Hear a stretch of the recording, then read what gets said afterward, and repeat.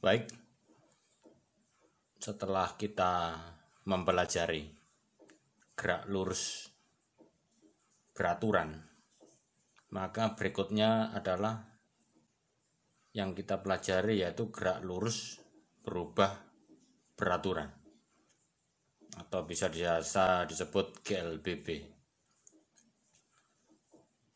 GLBB yaitu merupakan pergerakan benda pada lintasan lurus dengan kecepatan yang berubah secara beraturan.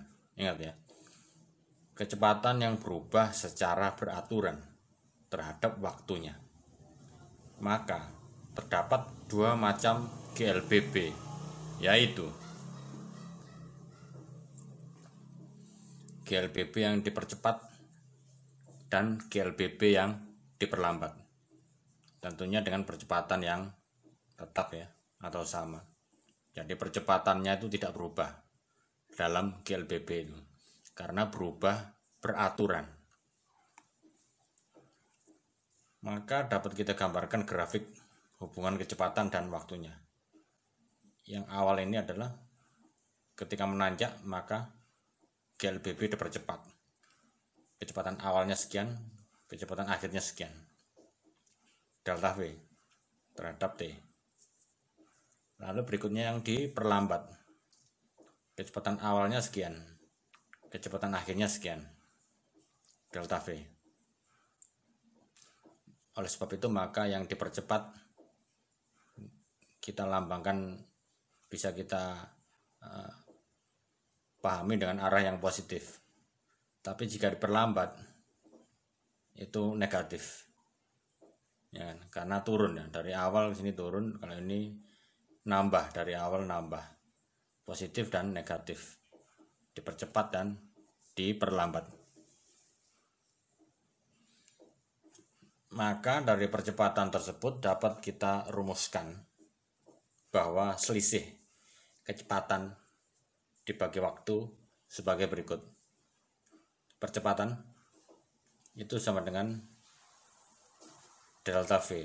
Delta V ini berarti perubahan kecepatan dibagi waktu. Delta V ini ya, atau yang ini, perubahan kecepatan sama dengan VT minus V0. Akhir dikurangi awal dibagi dengan selang waktunya itu. Ketika dia V0 dan VT itu dalam selang waktu berapa? Itu di sini. Baik. T waktu dikali percepatan sama dengan VT minus V0. Jadi VT sama dengan V0 plus AT. Dengan VT kecepatan T sekian ya kan. V0 ya kecepatan awalnya. A percepatan yang tetap, T adalah selang waktunya. Itu jika percepatan. Kalau perlambatan ya tinggal merubah tanda ini tadi menjadi minus, karena dikurangi dengan percepatan ini. Kalau perlambatan, kalau percepatan ditambah dengan percepatan kali waktunya ini. Seperti itu. A sama dengan V per T sama dengan apa? Tangan theta. Kenapa seperti itu? Sekali lagi, karena percepatan berubah secara beraturan. Kalau berubah secara beraturan berarti membentuk garis lurus terhadap T. Dan akhirnya membentuk sudut theta. Ini. Akhirnya percepatan sama dengan ini sih, tangan tetanya tadi. Seperti itu.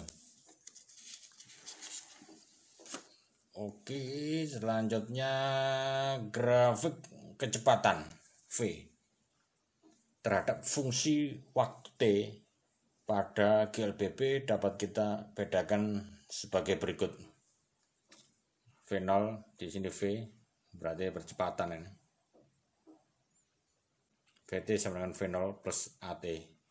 V00 VT sama dengan A kali T karena V0 nya 0 ya kan. Sedangkan X nya sama dengan V0T plus setengah AT kuadrat. X ya, jarak ya. Jarak sama V0 kali T. Kalau ada V0-nya. Kalau V0-nya 0 ya berarti ya setengah AT kuadrat saja. Berikutnya ketika V0-nya ada. Di sini V0-nya tadi nggak ada. Ya kan? Kalau V0-nya ada ya udah seperti ini. Ya, kalau V0-nya 0 ya kali ini aja karena ini 0. VT lebih besar dari V0. Ini ya, karena ada.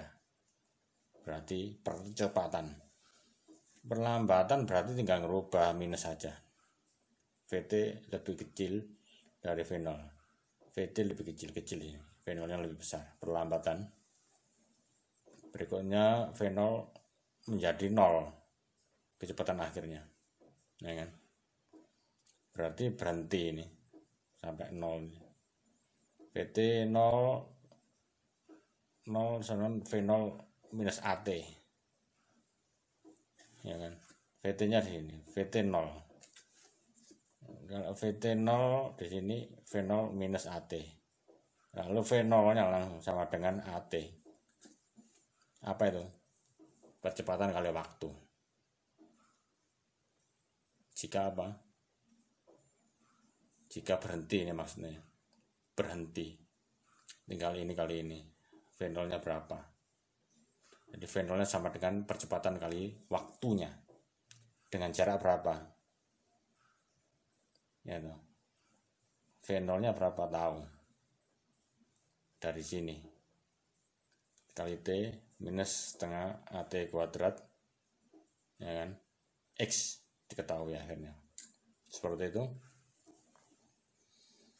Oke, sedangkan rumus X sama dengan VT kuadrat minus V0 kuadrat dibagi 2A. Makanya itu percepatan tidak terpengaruh oleh percepatan dan perlambatan. Ya ini. Hanya saja jika percepatan itu VT lebih besar dari V0. Sedangkan perlambatan adalah VT minus VT lebih kecil dari V0. Seperti itu ya.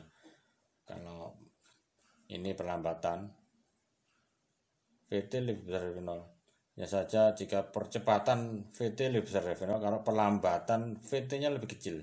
Seperti itu. Enggak terlalu, ya kan, sedang rumus tidak terpengaruh oleh percepatan dan perlambatan.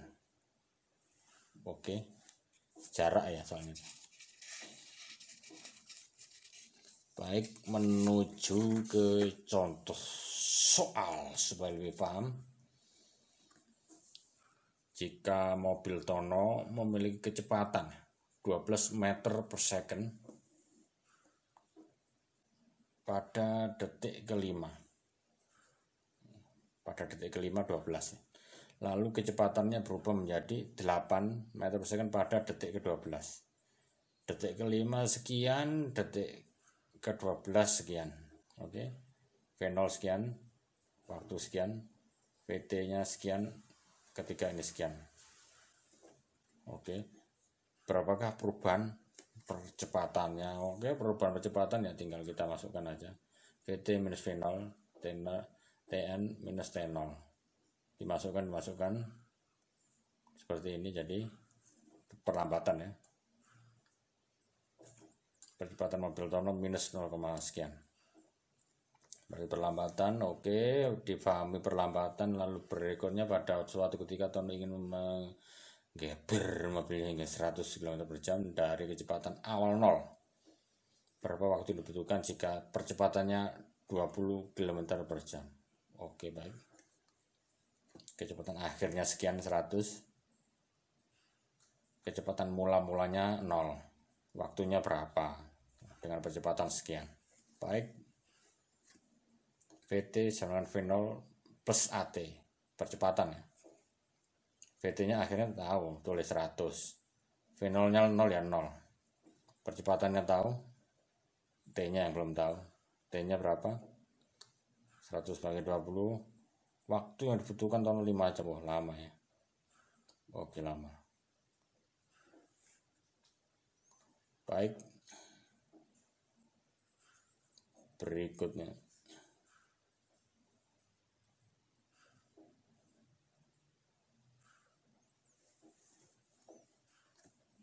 Jika mobil tono dengan percepatan 1000 km per jam dari kecepatan 0, mobilnya bergerak berapa kecepatannya pada waktu detik ke 600.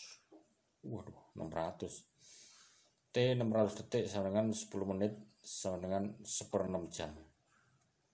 Jadikan jam semua ya, kilometer per jam itu aja. Samakan A kecepatannya 1000 km per jam kuadrat. V0 nya berapa? Berapa kecepatannya pada waktu detik ke 600? V0 nya 0 ya. VT sama V0 plus AT. VT sama dengan 0, kecepatan awalnya 0 ya, plus 1000, percepatan 1000, waktunya sekian 1/6. VT nya akhirnya 166,6 km per jam. Ketemu ya, berapa kecepatan pada waktu detik ke 600? Ketemu seperti ini. Baik, oke, paham sampai di sini. Sampai ketemu dengan materi berikutnya. Terima kasih.